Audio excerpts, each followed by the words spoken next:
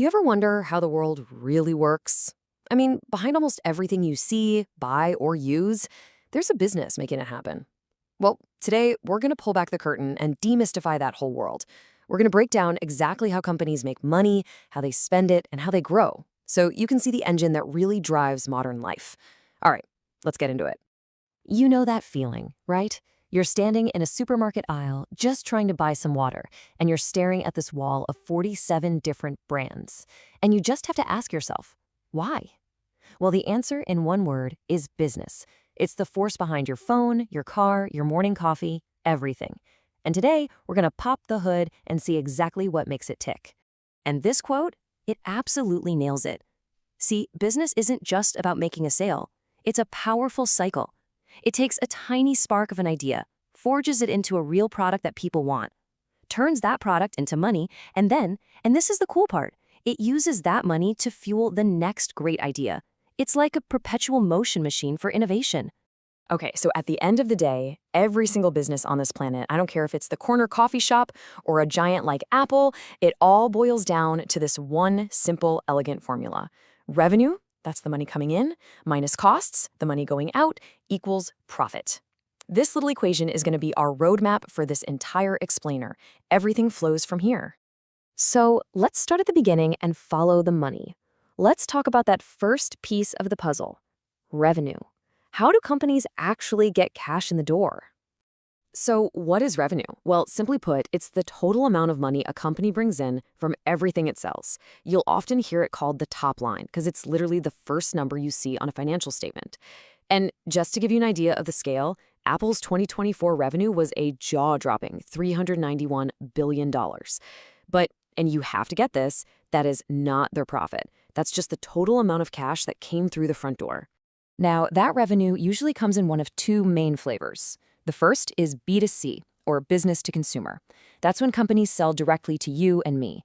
Think about buying the new iPhone or signing up for Netflix. It's a quick, simple transaction. Then you've got B2B, business to business.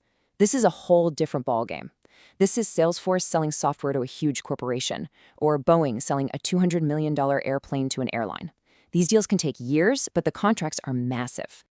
And within those big categories, companies use these really clever playbooks that I bet you'll recognize right away. You've got the subscription model from Netflix and Spotify. That recurring revenue is an absolute game changer. There are marketplaces like Uber and Airbnb, which don't own any cars or hotels. They're just digital matchmakers taking a small piece of every transaction. And then there's the freemium model, which LinkedIn uses perfectly. They give you a free version to get you hooked, knowing a certain percentage of people will eventually pay for the premium features. It's brilliant. Okay, so the revenue is pouring in, which is fantastic. But you know the old saying, you have to spend money to make money. And that brings us to the second part of our formula, the part that's, well, a little less fun, costs. When we talk about costs, they really fall into two main camps. First up, you've got your cost of goods sold, or COGS for short. Just think of it as the direct cost to make the thing you're selling. If you make t-shirts, it's the cotton, the ink, the person running the machine. Then you have your operating expenses, or OPEX. This is all the stuff you need to just run the business. We're talking rent, marketing, the salaries for your executives. You have to pay all of this even if you don't sell a single thing. So we've made money and we've spent money. And that brings us to the grand finale of our equation, the part that everyone really cares about. After you've counted up all the revenue and paid every single bill, what's actually left? This right here is the true test of a business's health.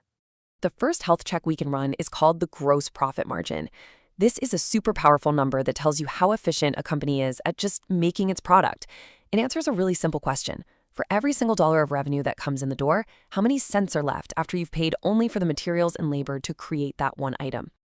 And this is where it gets really interesting. Just look at how wildly different this number is across industries. A software company? An incredible 70 to 90%. It costs them basically nothing to sell another copy of their software. So almost every dollar is gross profit. Now look all the way down at retail. A grocery store has to buy every single can of beans it sells, so its margins are razor thin. This one metric explains everything about why these businesses are run so differently. But that was just the warm-up.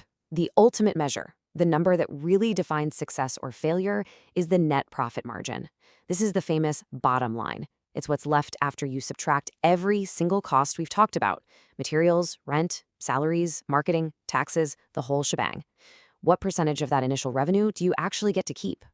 And wow, this chart just lays bare the tough reality of different industries. Look at that tiny sliver for retail, just 2 to 5%. That means the next time you spend $100 at the grocery store, they might only walk away with $2 to $5 in actual profit. That's why volume is absolutely everything for them.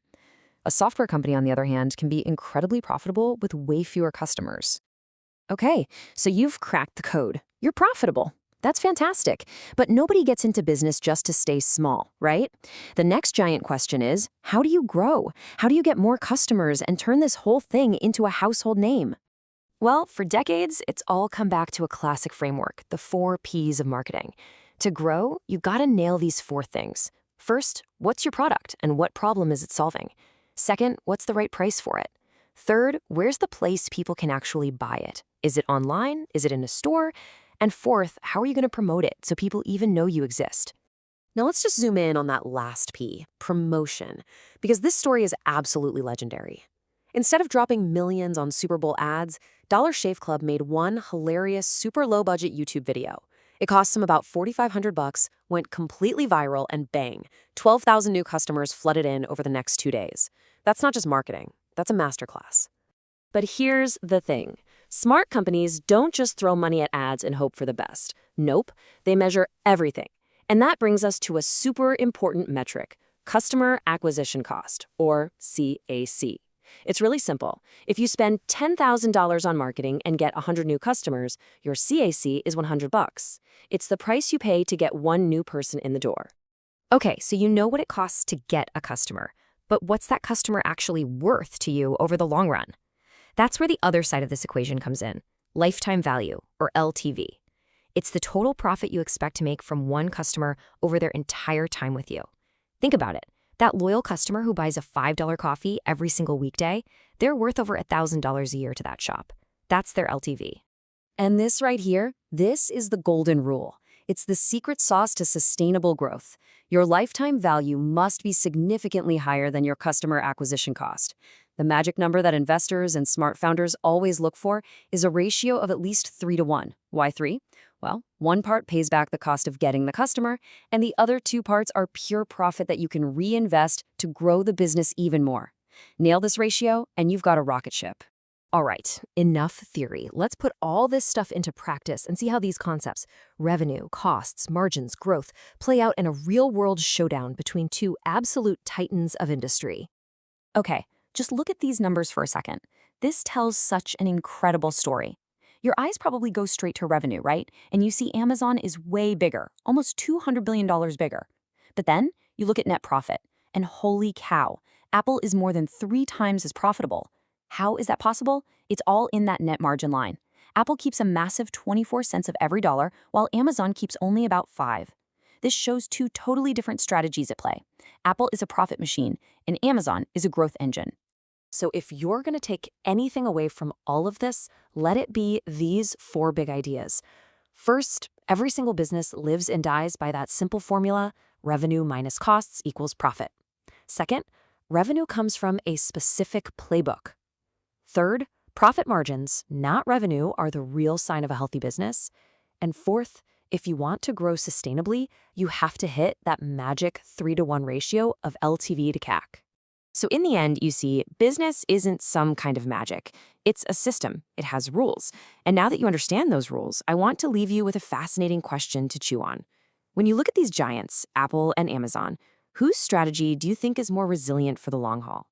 Is it the profit machine, designed to maximize what you keep? Or is it the growth engine, relentlessly focused on getting bigger and bigger at all costs?